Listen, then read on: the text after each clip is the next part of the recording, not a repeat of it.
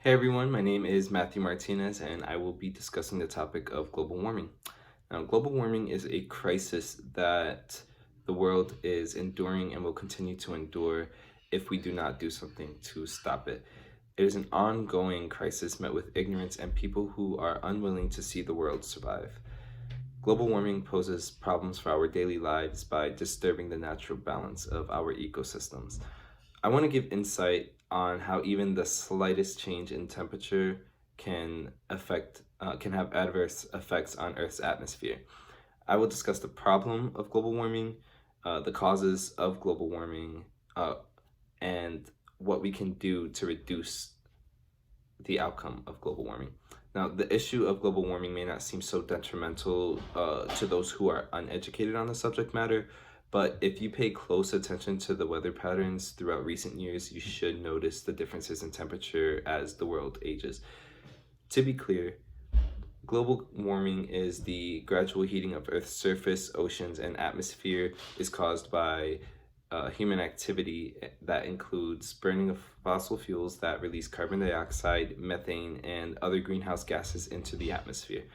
Now, as I mentioned before, global warming can have adverse effects on the planet, such as the melting of polar ice caps and mountain glaciers, lakes around the world, animals being forced to migrate, to change their migration patterns, plants sprouting earlier in spring, and leaves falling later in the fall.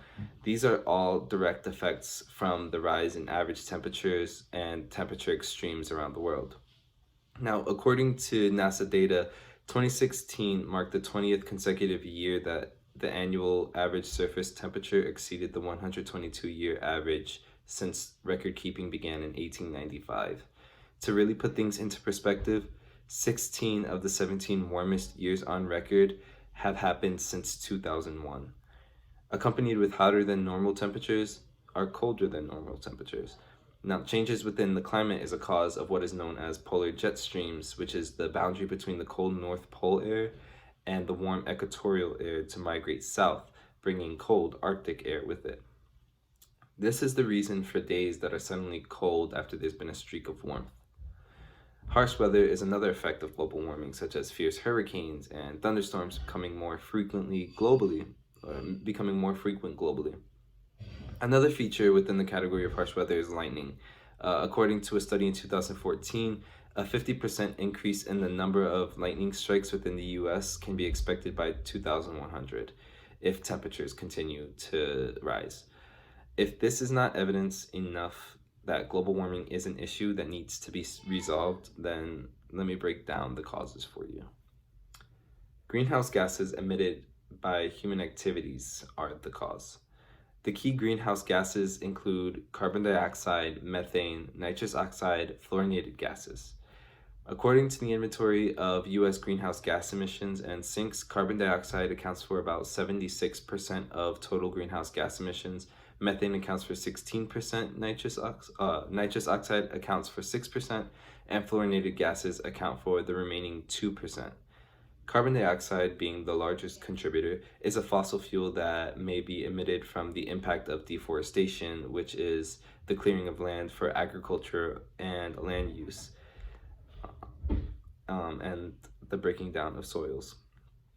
Methane is released through agricultural activities, waste management, energy use, and biomass burning, which is the burning of both living and dead vegetation for land clearing and land use.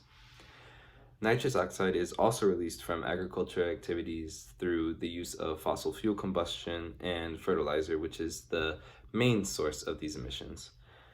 Fluorinated gases occur from industrial processes, refrigeration, and the use of a variety of consumer products. Now, what you see here is a graphic that displays the trends in global carbon emissions from 1900 to 2014. As you can see, has been a significant increase in emissions over the course of the century. Now, if you notice, between 1970 and 2011, carbon dioxide emissions increased about 90%, with emissions from fossil fuel combustion and industrial processes contributing about 78% of this increase throughout this time period. The second largest contributors include agriculture, deforestation, and other land use changes. Economic activities play a huge role in the global carbon emissions. These activities include electricity and heat production from industry, agriculture, forestry, transportation, and other energy. To break that down even further, electricity and heat contribute 25% of global greenhouse emissions, which includes the burning of coal, natural gas, and oil for electricity and heat. Industry contributes to 21% of emissions, which include fossil fuels burned on site at facilities for energy. Industry also includes emissions from chemical, metallurgical, and mineral transformation processes. Agriculture, forestry, and other land use account for 24% of emissions, which are primarily from cultivation of crops, livestock, and deforestation. Transportation contributes 14% from the burning of fossil fuels for road, rail, air, and marine travel. Now, as we can see, global warming is a huge problem that needs to be fixed, but it cannot be done overnight. It takes small steps that each of us as individuals can do to help reduce the outcome of global warming.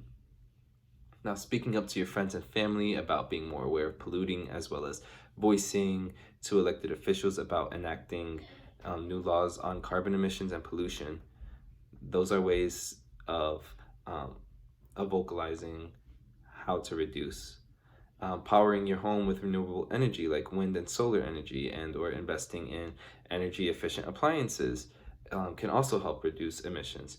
Reducing water waste can help reduce carbon pollution as well. This can be done through taking shorter showers or turning off the tap water while you're brushing your teeth. Walking more often and driving and or driving a car that is more fuel efficient to burn fewer fossil fuels, such as like hybrid cars and fully electric vehicles. Those not only contribute to a healthier ecosystem, but you're also saving fuel and money. So it's better in the long run for you. Um, you do not have to rethink the way that you live your life, but if you can change something to reduce carbon emissions in the atmosphere, then your future generations may just have the chance to live in a healthier world. Thank you.